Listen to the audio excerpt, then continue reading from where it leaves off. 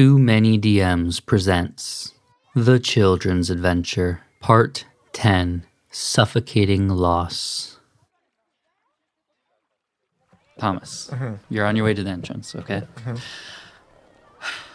You need to find help. And as you go, you see an old woman standing in place and leaning on a cane, and noticeably her eyes are closed, and she seems very unsure of her steps. And she's almost kind of hobbling in a direction, kind of about to intersect your path. And she keeps calling out worried. Greco, where are you? Can anyone help an old woman find her husband, please? An old blind woman, please, someone help. Thomas he stops because he doesn't want to just leave her by herself. Ma'am? Oh, yeah. Yes. Do you need help? Oh, very much. I can't find my husband. There's so many people around, and I lost him. Do you see an older man? He should be wearing red. About my age. Thomas looks around. Does he see anybody fitting that description? You look around, and you don't see that person fitting the description. No, I don't see him anywhere. Do you know where he might be? Or where you guys were going? We were heading towards the entrance. He said he had to go use the restroom, and I haven't seen him since he said he'd come back to the spot, and I got worried, and can you just help me find a bench? He should be able to find me here again. Yeah, do you want to, there's a bench right over here, or we can go towards the bathrooms and see if he's there. A bench would be good. I'm sure if I could just go back to the bench where he left me, I'm sure he'll find me there again. Yeah, it's right over here. Thank you. Do you take her hand and help her? Yeah, I take her hand and lead her. She's shivering. She's cold. It's night out. You feel the warmth of her hand as she takes it, and you guide her and kind of set her down on the bench. And she's like, thank you, young man. You were, by the height of your hand and your voice, I assumed you're a younger man. Is that right? Yeah. Well, I appreciate your helping me. That was very kind of you. What's your name? Thomas. Oh, Thomas is a very strong name. And she's kind of holds your hand in that way like an older grandmother does, in a comforting way. It brings me such joy to speak to someone so young. Time at home is just so, stale when you're older. All I have is my crafts to keep me company. Please, if it's not too much to ask of you, would you keep me company while I wait for my husband? If you see him, you can... I'm trying to actually find some help for my friend. I understand. Leave a cold old woman out in the cold. She kind of holds her coat closer. It's not that cold, and your husband's coming back. Yeah, I guess you're right. I need to go try to find some help for my friend. You sound... When you get older and you can't see, you learn how to read people's by their voice, and you seem like a very timid young boy, but very strong. Why are you so timid? Why are you so worried? Nobody has ever been my friend, really, before the people I met today, and Liora. You found friends today? Yeah. They won't remember you. She pulls something out of her coat. It's a box, and she fumbles with it in the cold and pulls out a cigarette and lights it and takes a deep breath of it. And it seems to warm her body as she shakes a little less, and she puffs out. They will remember me. I'm surprised you found anyone that would even call you a friend. It's clear to me no one likes you. But Liora made us all these bracelets. Just something to do to get in your good graces. No one cares about you. No one cares about you, Thomas. And as she's smoking and breathing out the smoke, it's penetrating the air. You start to smell it. It almost unnaturally kind of billows outwards. Yeah, Thomas doesn't want to believe her, but in his face is kind of shows disbelief that he doesn't believe her. As she keeps talking, it does kind of work its way into his mind. Isn't it obvious? Isn't it obvious, Thomas? You are unseen, and you're unwanted, just like me. Useless and pitiful. Like that thing. And she points at where you have that camera. Like that. What do you think's gonna come of that? It's going to work. I just need to work with it a little bit more. You are a child. You're stupid. Children can't build anything important. And she reaches into your coat and pulls it out. Like quicker than light. Like, I tried to hold on to it. and she rips it out of your hands like she's stronger than you. You know nothing of the real world, Thomas. You don't know what's out there. The misery the world feeds us. It's too full, too busy to see the likes of you and this. And he throws it, and it disappears out through the smoke that you can't see out of anymore. No. Who are you? She looks at you and opens her eyes, and you see the empty, hollow sockets of where eyes should be. I see you for who you are, Thomas. I see your soul. I see your fate. I see you are nothing and will be nothing. I am the fate of the unwanted and unseen. And smoke like fills this space, and you are like choking on it. I am kind of frozen with fear, but I feel the bracelet on my wrist, and I try to run away. And you run. Before, you didn't realize it, but you were rooted to the spot. Something was holding you there. There's no reason you shouldn't have ran earlier, but it lets you go and you run. And you break out of the smoke, people everywhere, and you see your invention off on the floor a little farther. I pick it up as I'm running, and I keep running. And you keep running and keep running. Eventually, you hear a voice. Thomas! Slow down. Eliza? Yeah. Hey, what's up? Thomas, like, runs at her and, like, kind of crashes into her and just hugs her. She hugs you back. He's sobbing. Oh my gosh, what's wrong? What's wrong, Thomas? What happened? He just, like, doesn't talk. He just, like, kind of shakes his head and keeps holding on to her. I'm sorry, Thomas. I'm sorry. I thought you would have fun with your friends. I'm sorry. I won't do that again. He's still very shaken. Like, I don't think he's very inconsolable right now. Mm-hmm. I think she picks you up and walks with you out of the carnival and eventually back to Brackmore. Liora, as you were searching, you do eventually find the group of other students, like Flora, Penelope, Morgan, and all that. Mm-hmm. And they're with a professor who's looking around. Liora. Oh, hello, Professor. Hi. I was just looking for our friend ran off. This is Arachne. She says, "Oh, I know. It's okay. Did you find her?" No, we haven't seen her yet. But... Okay, I was sad of that. But it's okay. Lucetta found her. Oh, she did? Yeah. And she's on her way. She should be here now. There she is. And she points, and you see Lucetta Meyer, another professor, in that constellation outfit. It looks as flowing with stars. Her right eye is actually a thimble, like a glass eye with a thimble in the center, as she's holding a small little body. She's kind of walking towards you guys. Professor, is she okay? I go up to her. I think I'm seeing this and kind of looking around and seeing no one else and seeing that she's back with her crowd.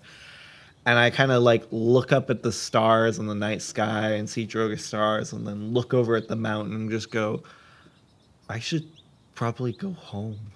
I think Liora might be just a little too distracted, but I see Joan. I know Jude's fine. I think Kinnis just thinks to himself that I'll just sneak away and visit them later and see how it went. Yeah. And he kind of is like, I've got this bracelet anyway. We're always connected. And so he kind of just takes a couple steps back and just kind of silently then goes. I think you disappear pretty easily without Liora noticing you. She has other things to worry about here. Joan is currently in Lucetta's arms, sobbing. And as you get closer, you kind of notice that Lucetta is cast like a silent spell around her, that her sobs and screams and cries aren't freaking out everyone around her. like she's almost in a bubble of silence as when you kind of get close to it, you hear Joan crying outward. You also see that she is coiled and wrapped up in almost this cocoon of loom line. I was walking up to her, and then my step kind of like faltered when I see her crying. It's kind of that when you're a kid and you see someone crying, you're like, I want to help. I don't know what I'm doing. I'm super awkward. So she just kind of like steps back, sees the loom line, is like, Professor, what does that mean? Is she okay? No, she's not okay right now. Where's her sister? She's lost right now. Oh. It doesn't mean their fates won't cross again, but right now we just need to help Joan. We can't find her? Maybe someday, but not today, no. When Joan hears you say that, she like starts crying even harder. Mm-hmm. And she has in her head like, I cannot go home unless I have Jude with me. And so she clings harder to this unknown person because she's like, it feels like a safe presence, and she's like, this is the one thing that's safe. Mm-hmm. She's just holding on. Mm-hmm. I feel like as she's holding you, you like kind of stretch your arms out through the cocoon, the coiling fabrics, and like kind of grab her arm that was kind of holding you. And you're just like holding on to her arm. And you're a halfling, you're small as you're just in her arms. Instead of like, oh my gosh. As I reach out and do that, do any coils like from me like come out and like wrap around? I forget what is her name. Lucetta? Lucetta. Mm-hmm. Yeah, they come out with your arm and sort of wrap up her arm, but she doesn't seem bothered by it. She just holds you. It's okay, Joan. It's okay. It's okay. I think looking at Joan crying and like thinking of Jude, I'm like, Jude who was like so little but so lively and wanting to do everything and seemed like nothing could hurt her. I'm like, why can't we find her? Why can't we look a little harder? Fate is a hard thing, Liora. She's lost. She's gone. 'Cause fate decides it?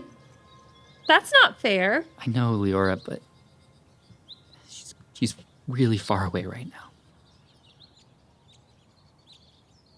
She's not here anymore. Leora's mad and like wants to say more, but she wants really badly to impress and be loved by her teachers. So she clenches her fist and looks at Joan and looks away and sort of starts shuffling closer to the carriage. Lucetta just kind of stands there and holds Joan a little bit longer, touching just her forehead, casting a little bit of a spell to like calm her a little bit. She still cries that can't stop. The pain is too deep, but she does stop screaming at least. Mm-hmm.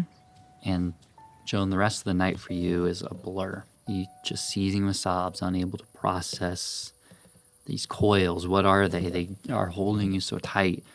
But what you do remember from the rest of the evening is this woman explaining how she found you to your parents, saying something about a curse or a gift, that you need help, and suddenly Kaishi is far, far away. And you are swept away to somewhere else, to the Academy of Woven Fates. Kinnis. Yeah. As you're kind of heading out, you've passed the entrance, and you're heading in the direction you know you need to. You're heading back to Stone's route. There's this big crowd of people as you go, and then suddenly you feel this like energy in front of you of the crowd kind of like stepping back, kind of like, whoa, whoa, whoa, oh my gosh, as thunk, thunk, Lyric like walks into this clearing. He walks in, he sees you, he's like, Kinnis, what are you doing here? I got lost. No, you didn't. I heard all the sounds and came right here. He points to the hills. How do you get from there to here? I was mostly walking. Kinnis. They're torn. It was taller than me. I couldn't see where I was going. They're searching the forest for you right now. Like, your father's out there looking for you. He doesn't know where you are. I assume this is also like all in Orcish, so no one can understand. Yeah, and there's people around there like, whoa, like, what's this big, like, orc that just walked in? Like, when I remember the carnival was here, I realized where you probably were, but, like, they were 2, maybe 3 hours away, probably less, from literally going into the Holodark headfirst looking for you.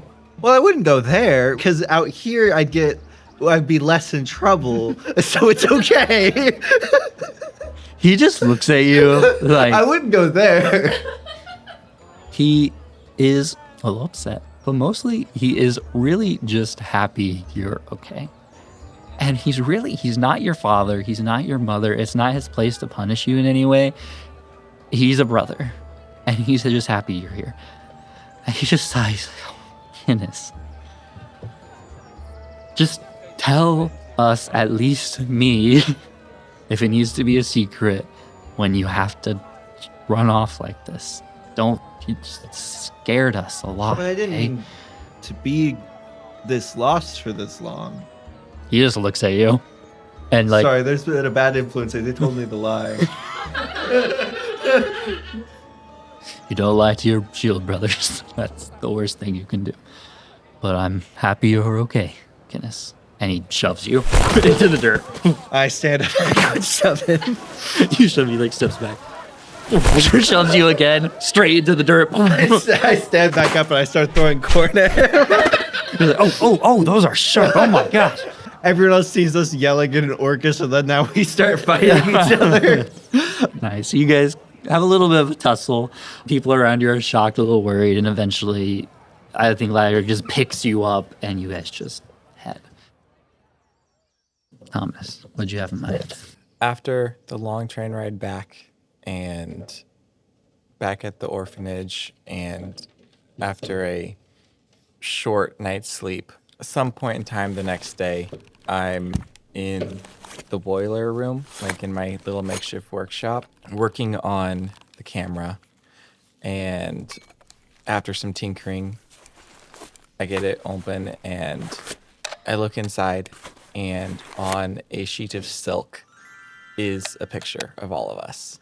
It did work. The little sheet of silk where you took that picture, you thought it didn't work, but it did. Aww. And you see that and you look at it for a while, and eventually you hear a little knock on the boiler room. I think it's a little picture, so I think I kind of fold it up and put it in my tin with the note that I have from my mom. Cute. You fold that up, close it. Do you say come in or anything? I don't, because I'm pretty sure it's Eliza, and she's going to come in anyway. Okay. One more knock. Silence, and then it gets open. Thomas? Yeah? Hey. Just wanted to check in. How you doing after yesterday? I miss my friends. Yeah. Well, it doesn't make it better, but I do have something for you.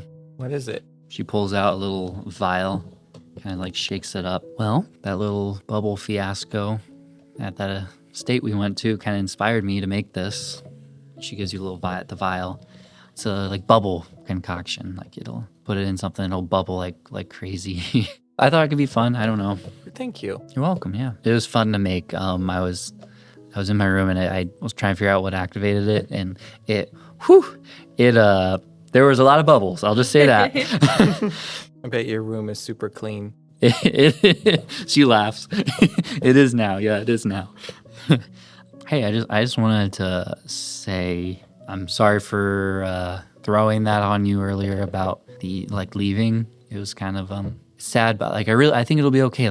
We can write letters. I think we can still chat. It shouldn't be too sad, right? Yeah, you won't forget about me, will you? No, I would never forget about you, Thomas. Never. And she kind of because she's sitting next to you, she kind of puts an arm around you and just kind of squeezes you. Never, Thomas. No. Okay. I'll learn a lot of stuff and I'll tell you what I learned, and then you can make some cool stuff. You can even make that camera work. Yeah. I don't think he tells her that it worked and that he has the picture. She kind of sits there in silence with you a little bit, and it's like, okay, well, cool. Good night, Thomas. Have a good day. And she leaves.